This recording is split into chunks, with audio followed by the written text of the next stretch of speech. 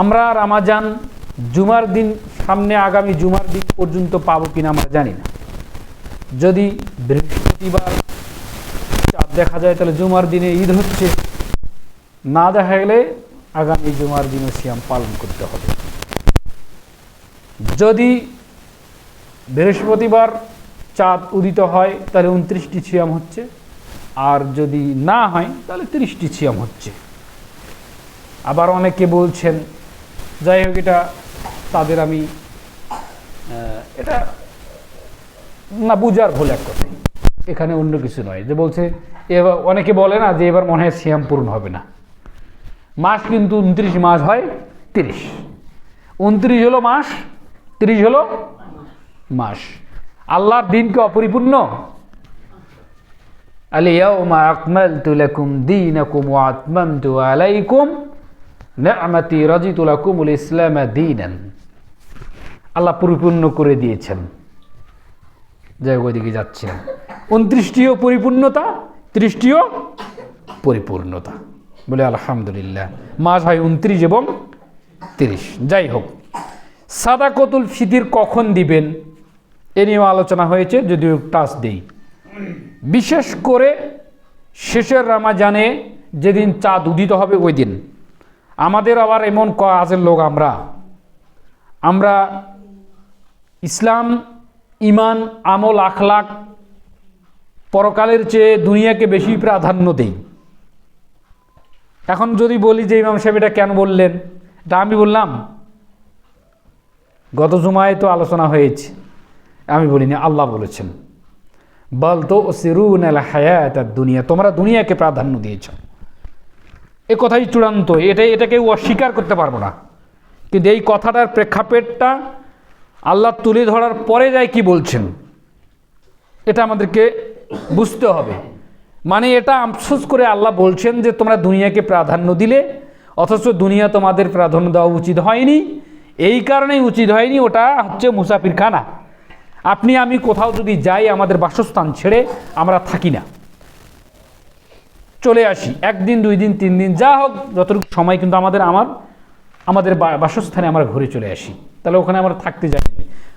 অনুরূপ জান্নাতি মানুষকে আল্লাহ তাআলা পর্যায়ক্রমে সিস্টেমে দুনিয়াতে আনলেন, এখানে কিছুদিন থাকার পর আপনাকে আবার ঘুরে যেতে হবে। এটা মুসাফিরের জায়গা। কথাটা বুঝতে পারছেন? মাথা নিচু করেন না, একটু সজাগ হন। এই যাকাতুল ফিতর শরীরের এবং এই সিয়াম আমরা যে রেখেছিলাম, এর ত্রুটি বিচ্যুতকে কাফারা স্বরূপ করে দিবে, বলে সুবহানাল্লাহ।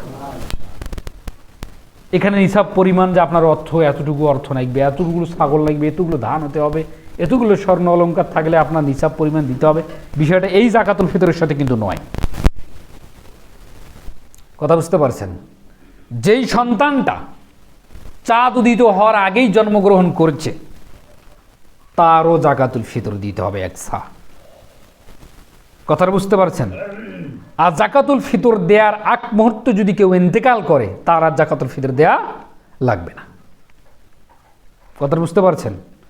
তাহলে 1 সা কি বললাম?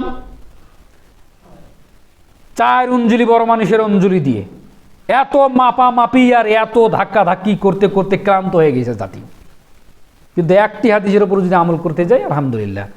আর যদি ওয়াতাওয়ানু আলাল বিররি ওয়াত তাকওয়া, যদি তাকওয়ার পাওয়ার বেশি থাকে, তাহলে অঞ্জলি তো দিচ্ছেন, এটা যদি না করেন তাহলে 2.5 কেজি জায়গায় 3 কেজি চলে যান। কারণ ওই স্থানীয় অনেক কথাবার্তা, মদিনার সা না ইরাকি সা না আফগানিস্তানের সা না মক্কাবাসীর সা, মানে ওই যে পট, যে সায়ের পট, এগুলো নিয়ে কথা। কিন্তু আমি এই কথাটা কেন বললাম, আল্লাহর নবী সাল্লাল্লাহু আলাইহি সাল্লামের জামানায় ওরা 4 অঞ্জলি খাদ্যদ্রব্য দিত। তাতে দেখা যাচ্ছে যে কারো 2.5 কেজি যেত, কারো 3 কেজি যেত, মানুষের আকার আকৃতির পরিধি অনুযায়ী। অতএব 4 অঞ্জলি দিবেন একেবারে ভরপুর করে, ইনশাল্লাহ এখানে কোনো আর থাকবে না। এই আলোচনা এই পর্যন্তই থেকে গেল। বিতরণ খুব দ্রুত গতিতে করবেন, আদায়ও হবে চাঁদ উদিত হয়ে বিতরণও হবে দ্রুত গতিতে, কোনো গড়িমসি চলবে না। কথাটা বুঝতে পারছেন? এবং কি এর যারা বিতরণকারী হবেন তাদেরকে প্রয়োজনে কাঁধে করে ঘাড়ে নিয়ে মানুষের বাড়িতে পৌঁছে দিয়ে আসতে হবে। ভারতের জমিয়তে ওলামা পরিষদের শেখ আব্দুল্লাহ বলেছেন কি উনি করেছেন, উনি বলেছেন যে আমি আমার কাঁধে করে, অত বড় বিদ্বান, উনি বলছেন আমার কাঁধে করে আমি, ওনার দায়িত্বে কিন্তু ওই দায়িত্বটা ছিল, উনি বলছেন যে বছর বা যে সময় আমার কাঁধে এই দায়িত্ব থাকে আমি এটা করেছি, করব। কারণ এটা বাইতুল মাল, এই মালটাকে যত দ্রুত গতি আমার ঘাড় থেকে নামিয়ে ফেলা, ঘাড় থেকে নামিয়ে ফেলা মানে এটাকে ফাঁকা হতে হবে আপনাকে, এটা দ্রুত গতিতে আউট করে দিতে হবে। আর হিসাব করে যেটা রাখবেন, যেটা আসে ফকিরেরা আসে, তো অনেকেই আসে, এগুলো আপনারা পর্যায়ক্রমে দিয়ে দিবেন। অনেক মসজিদে অনেক ধরনের কর্মকাণ্ড হয় মাসের পর মাস, এগুলো আসলে ওরা জবাবদিহিতার কাঠগড়ায় সেদিন দাঁড় হতে হবে। এটা খুব কঠিন জিনিস। এই মাল আপনার না, এই মাল আমার না, যার মাল তাকে দিয়ে দিতে হবে দ্রুত গতিতে। 2, ঈদের সালাত মহিলারা কোথায় পড়বে?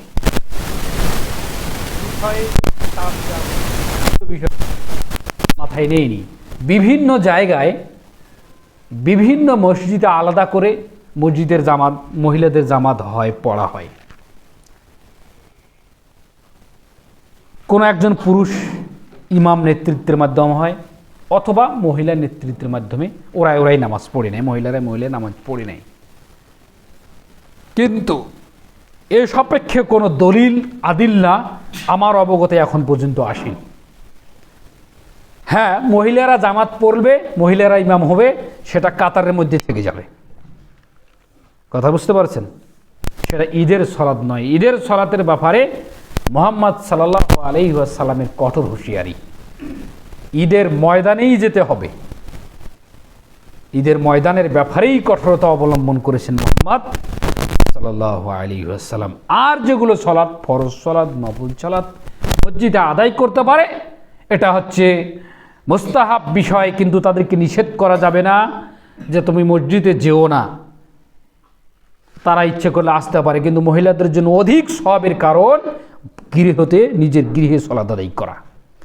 শুধুমাত্র ঈদের সালাত ব্যতীত ঈদের সালাতের ব্যাপারে মুহাম্মদ সাল্লাল্লাহু আলাইহি ওয়াসাল্লাম বলছেন, এমনকি অন্যের চাদরের নিচে ওকে যেতে হবে যদি নিজের চাদর না থাকে।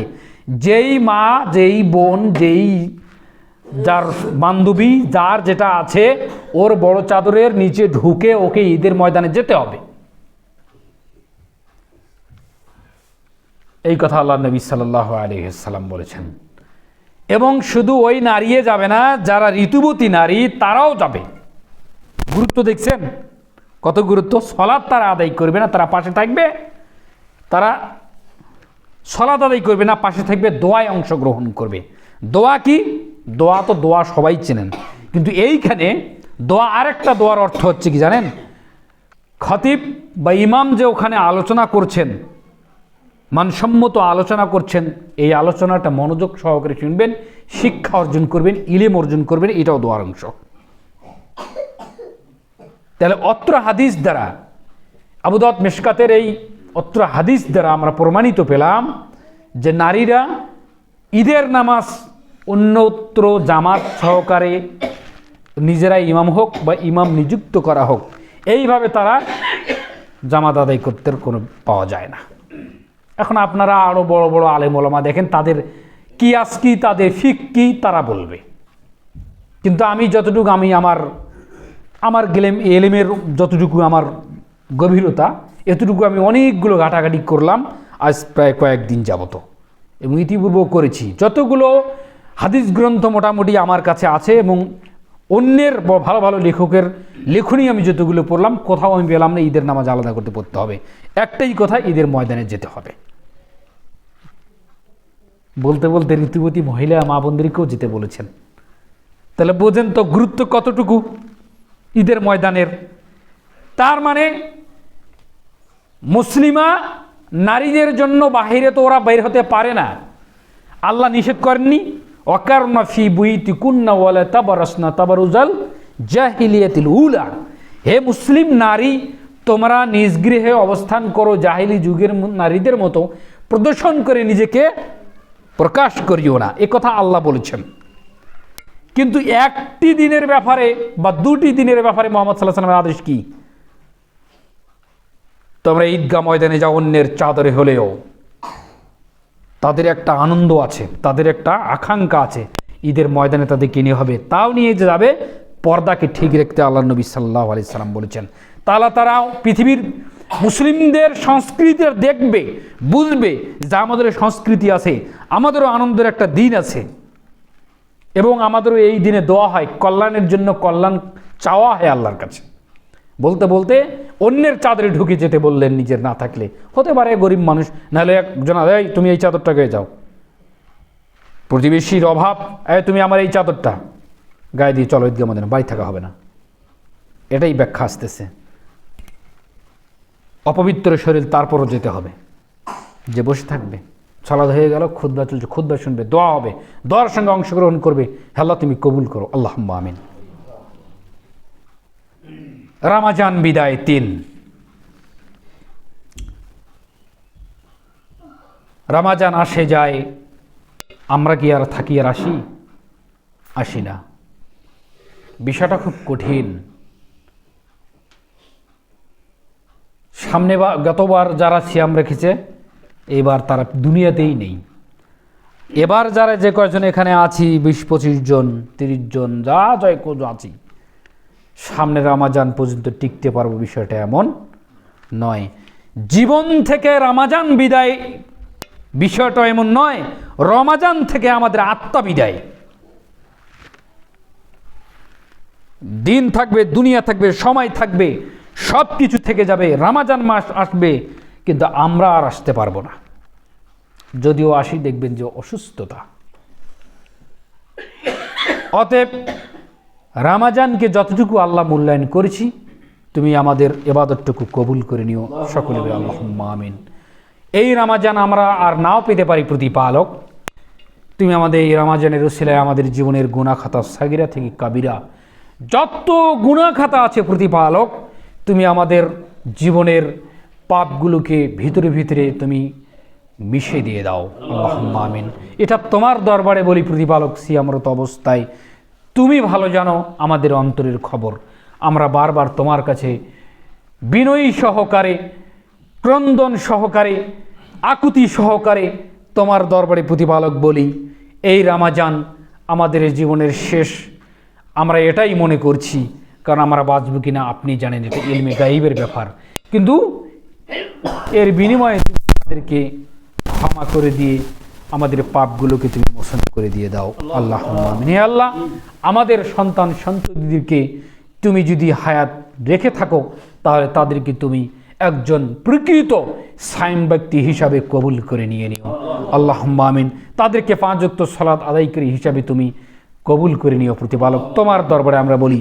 এবং তারা যেন, আমাদের সন্তানরা যেন, তারা যেন তোমার দ্বীনের একজন খাদেম হয়, সেই তৌফিক তুমি আমাদেরকে দান করো। এই সিয়ামরত অবস্থায় বলি প্রতিপালক, আমরা এই সিয়াম আছি তোমার সন্তুষ্টির জন্য। যদিও মনের ভিতরে অনেক কিছু খেলে, তাহলে তুমি ক্ষমা করে দিয়ে দিও। আমরা যে এই পুরো রমজান ইবাদত করলাম প্রতিপালক, তুমি এই ইবাদতটুকু আমাদের কবুল করে নিয়ে নাও। হে আল্লাহ, তুমি এই রমজানের বিনিময়ে জান্নাতের দরজা খুলে দিয়েছো, জাহান্নামের দরজা তুমি বন্ধ করে দিয়েছো। মুমিনদের জন্য তুমি চিরকালের জন্য জাহান্নামের দরজা তুমি বন্ধ রেখে দাও প্রতিপালক, আল্লাহুম্মা আমিন। তুমি তাদেরকে জান্নাতের দাখিল করে দিয়ে দাও। আমাদের অনেক পিতা মাতা, অনেক ভাই বোন, আত্মীয় স্বজন মারা গেছে প্রতিপালক, তুমি তাদেরকে ভুলগুলোকে ক্ষমা করে দিয়ে তুমি তাদেরকে জান্নাতুল ফিরদৌসের অধিকারী করে দিও। হে আল্লাহ, এই জান্নাত তুমি মানুষদের জন্য সৃষ্টি করেছো, তুমি সেই জান্নাতে এই মুমিনদেরকে, এই মুসলিম নরনারীদেরকে তুমি প্রবেশ করাও। এই দোয়া তোমার দরবারে করি প্রতিপালক। অনেক মানুষ দুনিয়াতে অচল অবস্থায় আছে, তুমি তাদেরকে সুস্থতা দান করো, তোমার রহমতের চাদরে তুমি প্রবেশ করে নিয়ে নাও প্রতিপালক। আমাদের সন্তানদেরকে তুমি তোমার রহমতের চাদরে প্রবেশ করে নিয়ে নাও। আমাদের যারা মেয়ে সন্তান রয়েছে, তুমি তাদেরকে দিনদার, ধার্মিকতা এবং একজন তাকওয়াশীল মেয়ে হিসাবে কবুল করে নাও। আমাদের স্ত্রী যারা রয়েছে, তুমি তাদেরকে ধৈর্য ধরার তৌফিক দান করো, তারা যেন কৃতজ্ঞ মুমিন নারী হয়, সেই তৌফিক তুমি দান করো। এই দোয়া তোমার দরবারে আমরা একটি মসজিদের কাফেলা থেকে তোমার দরবারে আমরা আকুতি জানাচ্ছি প্রতিপালক, আল্লাহ তুমি কবুল করে নিও না, আল্লাহ আমিন। হে আল্লাহ, এই রমাজান যেন আমরা পাই, সেই হায়াত, নেক হায়াত তুমি আমাদেরকে দান করে দিও, আল্লাহ আমিন। আর যদি না পাই প্রতিপালক, এই রমাজানের রসিলায় তুমি আমাদেরকে জীবনের সমস্ত গুনাহ খাতা ক্ষমা করে দিয়ে আমাদেরকে তুমি জান্নাতের মেহমান হিসেবে লিপিবদ্ধ করে নিয়ে নাও, আল্লাহ আমিন। এটা আল্লাহর দরবারে আমরা দোয়া পেশ করে দিয়ে দিলাম। হে আল্লাহ, তুমি কবুল করো, আল্লাহ আমিন। শেষ আলোচনা, ইমামের তারাবির আয়োজন, একটি মাস এখানে যাওয়া আসা হয়েছে। যাকেই দিতেন সবাইকে তোমাদেরকে টাকা পয়সা দিতে হতো, কম হোক বেশি হোক দিতেন। জাকাতুল ফিতর দিবেন এই মাসে। ওই যে ইয়াম হাকুল্লাহুর রিবা ওয়ায়ুরিবি সদাকা, সাদাকা মসজিদের প্রত্যেকটা কর্মের ক্ষেত্রে যা কিছু দেওয়া হয় সেটা হচ্ছে দান, সাদাকা। আল্লাযীনা ইউনফিকুনা ফিস সাররাই ওয়াদ দাররাই, এক একটা পরিবারে অভাব থাকবে, সচ্ছলতাও থাকবে, এরপরেও আপনার জীবনের কোনো আয়োজন আপনি বন্ধ রাখেননি, তাহলে মসজিদের আয়োজনটা বন্ধ রাখা কি ঠিক হবে? এটা আপনারা বিবেক বিবেচনা করেন। এমনও বিগত তারাবি গিয়েছে আমাকে রমাজানের পরে অনেক দিন পরেও টাকা দিয়েছে সর্দার সাহেব। এগুলো কেন আচরণ দেখান? এগুলো দেখাইয়েন না। পোশাক পাতি তো ঠিক মার্কেটে কিনছেন, বাজেট হয়ে গেছে 12, 14, 15, 20 হাজার টাকা। তা 500 টাকা তো পরিবার প্রতি বের করে দেওয়া বড় কথা নয়। এটাই পাথেয়, এটাই পাথেয়। ওনার তো আর এমন কিছু অ্যাবিলিটি নাই যে উনি একাই দিবেন 10,000 টাকা। এইখানে আমি সলাত আদায় করি, আপনাদের এখানে প্রশান্তি পাই, এই জন্য এখানে আসি। আমার মসজিদে আমার বাড়ি থেকে কালেকশন নিয়ে যাবে ইনশাল্লাহ, আসার সঙ্গে সঙ্গে পেয়ে যাবে। যা দিব ভালোই দিব। কেন? উনি সম্মানিত ব্যক্তি, উনি গোটা মসজিদের নেতা, এগুলো বলতে হবে কেন? অতএব আর সময় নেই। আজকে 23 রমাজান, মাগরিবের পর হবে 24 রমাজান। প্রথম তারাবির সলাতের টাকা কালেকশন হবে, তারপরে সাদাকাতুল ফিতরের জন্য সবাই প্যাকেট করে রেখে দিবেন আপনাদের। ওই দিন ধকপক করবেন কেন? চাউলের বস্তা আজকে আমার বাড়িতে এসে ঢুকেছে, আজকে মেপে আমি আলাদা করে রেখে দেবো কোণে, উদয় হয়ে যাবে দিয়ে আসবো। ওই দিন কেন মাপযোগ করতে যাব?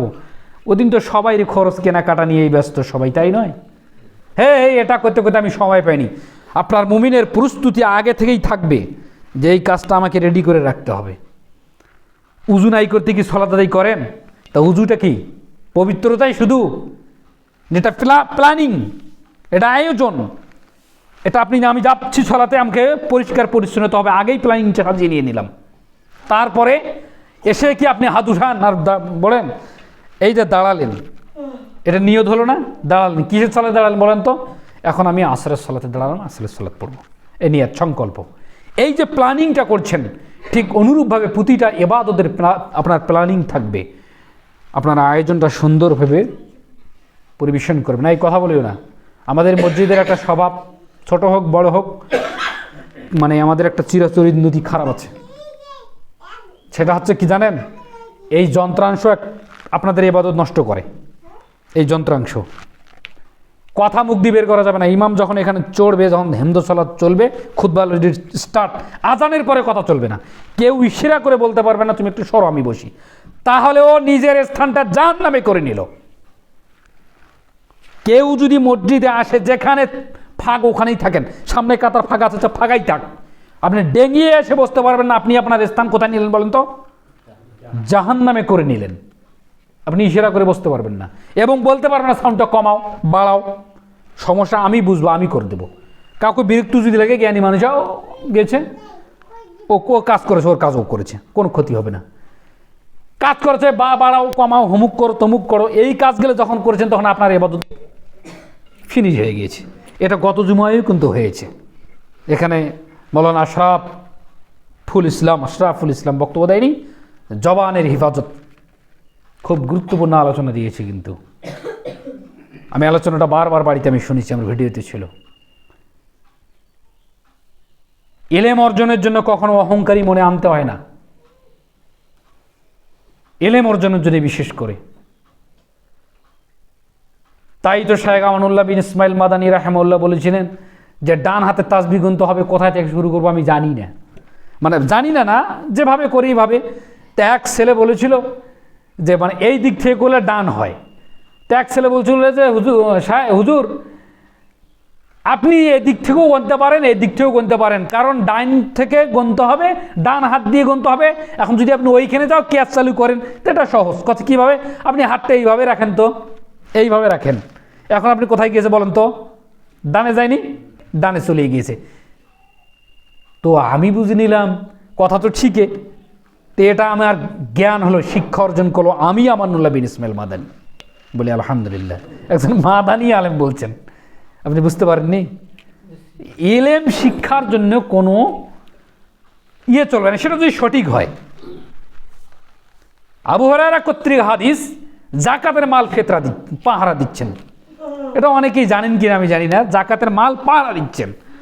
তো শয়তান এসে চুরি করে নিয়ে যায়, মানুষ শয়তানে হোক আর জিন শয়তান, মানুষ শয়তান চুরি করে নিয়ে যাচ্ছে। তো ধরা যখন পড়ে আবু হুরায়রার কাছে, তখন এই হাদিসটাতে কিন্তু একটা শিক্ষণীয় বিষয় আছে।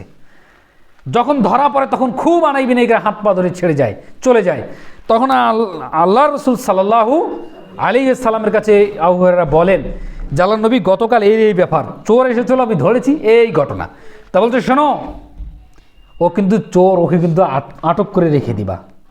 তা খুব আনাই বানাই করে আল্লাহ রসুল, আমি তার আনাই বিনাই সহ্য করতে না পেরে আমি ছেড়ে দিই। একদিন, 2 দিন, 3 দিন একই ঘটনা, একই কথা আল্লাহ নবীর ঘটনা যায়। আবু হুরায়রা বলেন, 4th দিনে যখন আর ছাড়াছাড়ি নাই, তখন শয়তান বলছেন, শোনো তোমাকে আজ আমি এমন একটা জিনিস শিক্ষা দিব, এইটা পড়লে কিন্তু আর শয়তান কোনোদিন আসবে না। কে বলছেন বলেন তো? শয়তানে বলছেন। বলছে কি বলেন তো? বলছে তুমি যদি আয়াতুল কুরসি পড়ো, এখানে যদি পড়ছো আর ঘুরছো মালের বিধে করে, যদি তুমি এখানে শো, আর শয়তান এখানে ঢুকতে পারবে না। তা তুমি আজকে আমাকে ছেড়ে দাও, তোমাকে তো একটা জিনিস শিক্ষা দিলাম। কথা আপনারা বুঝতে পারছেন? এই ঘটনার পরে কিন্তু ও ছেড়ে দিয়েছে, দিয়ে আল্লাহ নবীর কাছে বলছে, আল্লাহ এই বলে আবু হুরায়রা তোমাকে বলেছিলাম তোকে বেঁধে রাখতে, তুই ছেড়ে দিলে। তবে শয়তান যা বলেছে ঘটনা সত্য, ও আসতে পারবে না, কিন্তু সাবধান, ও কিন্তু শয়তান। এই হাদিসটা কেন বললাম জানেন? শিক্ষণীয় বিষয়। কোন বেদাতির কাছে যদি আপনি আমল আখলাকের কোনো হাদিস শোনেন, যাচাই বাছাই করবেন, ওর নীতি নৈতিকতা আখলাক চরিত্র কিছুই নেবেন না, সাবধান থাকবেন, কারণ ও বেদাতি। আপনি হাদিসটা নিতে পারেন। আমি কি বলেছি বুঝতে পারছেন? আল্লাহ বলছেন সাবধান, কথা সহি, কিন্তু ও শয়তান। সাবধান, বেদাতির কাছে এলেম নেওয়ার ক্ষেত্রে হাদিস সহি, কিন্তু তোমাকে ফাঁকে ফেলাবে, মানে তার দিকে নিয়ে যাওয়ার চিন্তা ভাবনা করবে। আমি কথা দিয়ে কোনটা নিয়ে গেছি বুঝতে পারছেন? অতএব এলেম অর্জনের ক্ষেত্রে কখনো কার্পণ্য মনে করবেন না। লজ্জা থাকা ভালো, লজ্জা মানুষকে কল্যাণের পথ দেখায়, লজ্জা মানুষকে জান্নাত দেখায়। তবে ওই লজ্জা নয় যে লজ্জা করে আপনি এলেম অর্জন করেননি। এত 75 বছর বয়সে আমি কোরআনের ক্লাসে বসবো, এটা একটা লজ্জার বিষয়, এটা মনে হয় না? এই লজ্জা আপনাকে জাহান্নামে নিয়ে যাবে। তাহলে কোন লজ্জার কথা বলা হয়? বেহায়াপনা লজ্জা। নামাজ পড়ে না, লজ্জা লাগে না? জাকাত প্রদান করে না, লজ্জা লাগে না? জমিরাল ঠেলছেন, লজ্জা লাগে না? সুদ খাচ্ছেন, লজ্জা লাগে না? ঘুষ খাচ্ছেন, লজ্জা লাগে না? এখান থেকে লজ্জা করে ফিরে আসেন, ছি ছি ছি, আমি মুসলিম, আমি কেন এই কাজে যাব? এটা আমার দ্বারা সম্ভব নয়। পেটে পাথর পড়ে থাকবো, পাথর বাদে থাকবেন কেন? সেই যুগে বসবাস করি না এখন। কথা বুঝতে পারছেন? 100 বোঝা ঘাস নিয়ে গেলে ওখানে অন্তত 200 টাকা লাভ বেরিয়ে আসবে। পাথর বেঁধে থাকতে হবে কেন? জমিনেই ঘাস কিনে নিয়ে ওখানে বিক্রি করেন, 100-200 টাকা বেরিয়ে আসবে। এটা আমি বুঝাচ্ছি ব্যবসার ক্ষেত্রে। তাহলে ওই অপরাধীর দিকে যাব কেন? কি কারণে যাব? কতক্ষণ বাঁচবেন? বাঁচার ব্যাপারে আপনার কি গ্যারান্টি আছে? অতএব আমাদেরকে অবশ্যই ওখান থেকে ফিরে আসতে হবে। হে আল্লাহ, এই রমাজান থেকে তুমি যে শিক্ষা, যে তাকওয়ার কথা বলেছো, যতটুকু আমরা অর্জন করেছি, আমি অর্জন করেছি, আমাদেরকে এর উপরে ইস্তেকামাত থাকার তুমি তৌফিক দান করো। সকলে বলি আল্লাহুম্মা আমিন। হে আল্লাহ, তুমি কবুল করে নিও। আলহামদুলিল্লাহ ওয়াহদা ওয়াসসালাতু ওয়াসসালামু আলা মান লা নবী বাদা। ইন্নাল্লাহা ওয়া মালাইকাতাহু ইউসাল্লুনা আলান নবী ইয়া আইয়ুহাল্লাযীনা আমানু ইউসাল্লু আলাইহি ওয়া সাল্লিমু তাসলিমা। আল্লাহুম্মা সাল্লি আলা মুহাম্মাদ ওয়া আলা আলি মুহাম্মাদ কামা সাল্লাইতা আলা ইব্রাহিম ওয়া আলা আলি ইব্রাহিম ইন্নাকা হামিদুম মাজিদ। আল্লাহুম্মা বারিক আলা মুহাম্মাদ ওয়া আলা আলি মুহাম্মাদ কামা বারাকতা আলা ইব্রাহিম وعلى آل إبراهيم إنك حميد مجيد. ربنا ظلمنا أنفسنا وإن لم تغفر لنا وترحمنا لنكونن من الخاسرين. رب اغفر وارحم وأنت خير الراحمين. سبحان ربك رب العزة عما يصفون والسلام على المرسلين والحمد لله رب العالمين. السلام عليكم ورحمة الله. سبحانك اللهم وبحمدك أشهد أن لا إله إلا أنت